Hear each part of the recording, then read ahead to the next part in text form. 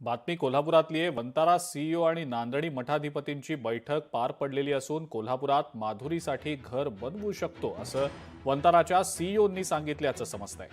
त्यामुळे सगळी व्यवस्था करून माधुरीला आता कोल्हापुरात आणणार आणि माधुरी लवकरच कोल्हापुरात येईल असं वंताराच्या सीईओंनी सांगितलेलं असल्याचं समजतंय।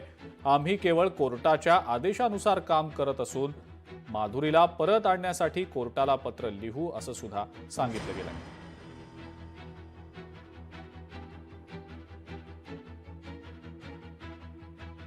माधुरी लवकरच कोल्हापुरात येऊ शकेल असं वंताराचे सीईओ म्हणतायत। कारण वंतारा सीईओ आणि नांदणी मठाधिपतींची बैठक कोल्हापुरात पार पडली। कोल्हापुरात आम्ही माधुरीसाठी घर बनवू शकतो असं सुद्धा वंताराच्या सीईओंनी सांगितलेलं आहे। आम्ही केवळ कोर्टाच्या सूचनांचं आणि निर्देशांचं पालन करत होतो असं वंताराच्या सीईओंनी यावेळेला स्पष्ट केलेलं आहे।